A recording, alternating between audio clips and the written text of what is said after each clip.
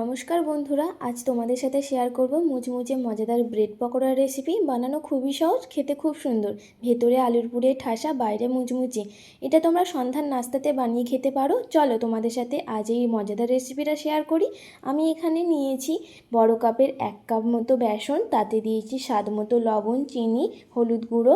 আমি পরে বেসনে কালো জিরা অ্যাড করেছি, প্রথমে দিতে ভুলে গিয়েছিলাম। তারপর বেসনের সাথে সমস্ত উপকরণগুলো ভালোভাবে মিশিয়ে নেব। তারপর অল্প অল্প করে জল অ্যাড করে একটি মসৃণ ব্যাটার তৈরি করে নেব।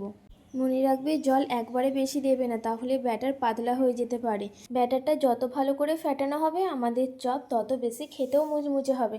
দেখে নাও, আমি তোমাদেরকে ব্যাটারটা দেখিয়ে দিচ্ছি কীরকম ঘন হবে। তোমাদের একটা টিপস বলে রাখি, ব্যাটারে আমি দেব 2 চামচ গরম রিফাইন অয়েল।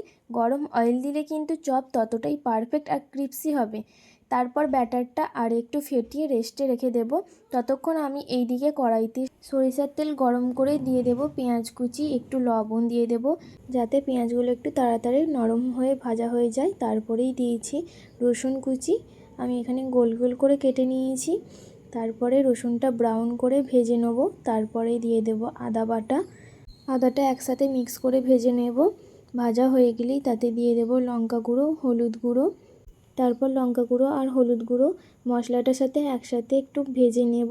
নেওয়ার পর দিয়ে দেবো আমি এখানে আগে থেকে সেদ্ধ করা ম্যাশ করা আলু। তাতে আমি আগে থাকতে লবণ মিশিয়ে রেখেছিলাম। তোমরা একেবারে কড়াইতেও স্বাদ মতো লবণ দিয়ে দিতে পারো। তারপর সেদ্ধ করা আলুটা আমি মশলার সাথে একটু ভেজে নেব। ভাজা হয়ে গেলে তাতে দিয়ে দেবো ধনেপাতা কুচি, গরম মশলা। এই গরম মশলাটা আমি বাড়িতেই বানিয়েছি। তারপর গরম মশলা দিয়ে আলুর পুরটা আর একটু ভেজে নিয়ে ঠান্ডা হতে দিয়ে দেব। এদিকে আমি এখানে 6টা ব্রেড নিয়েছি, এগুলোকে আমি কোনাকুনি করে কেটে নিয়েছি। এইভাবেই আমি সব ব্রেডগুলোকে কেটে নেব। তারপর আমি যে আলুর পুরটা ঠান্ডা করতে দিয়েছিলাম, সেটাকে আমি এক স্লাইস ব্রেডের ওপর আলুর পুরটা ভালোভাবে দিয়ে দেব। তারপর আরেকটি ব্রেডের স্লাইস নিয়ে সুন্দরভাবে কভার করে নেব।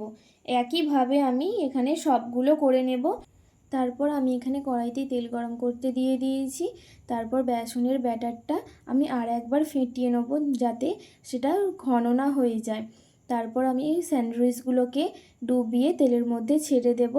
এই সময় গ্যাসের ফ্লেমটা মিডিয়াম রাখবে, হাই স্পিডে দেবে না। হাই স্পিডে দিয়ে দিলে কি হবে, তোমার বাইরেটাই হবে, ভেতরটা ভাজা হবে না, মুচমুচে হবে না, জিনিসটা কিছুক্ষণ পর নেতিয়ে যাবে। এক পিঠ লাল হয়ে ভাজা হয়ে গেলে অপর দিকটা ঘুরিয়ে দেব যাতে সেই দিকটাও লাল হয়ে মুচমুচেভাবে ভাজা হয়ে যায়। এইভাবে আমি এপিট ওপিট উল্টে পাল্টে ভালোভাবে স্যান্ডউইচগুলোকে ভেজে নেব। ভাজা হয়ে গেলে সেটাকে আমি তুলে নেব। এইভাবে আমি সবগুলোকে ভেজে নিয়েছি। এবার তোমাদের এটাকে ভেঙে দেখাচ্ছি কতটা মুচমুচে আর ক্রিপসি হয়েছে স্যান্ডউইচটা। জাস্ট ভেতরে আলুর পুরে ঠাসা, দেখতেই পাচ্ছ তোমরা। ভিডিওটি ভালো লাগলে একটা লাইক দেবে আর বন্ধুদের সাথে শেয়ার করতে ভুলবে না। আমাদের এই পরিবারের সদস্য হতে গেলে চ্যানেলটিকে সাবস্ক্রাইব করে পাশে থাকবেন। টাটা।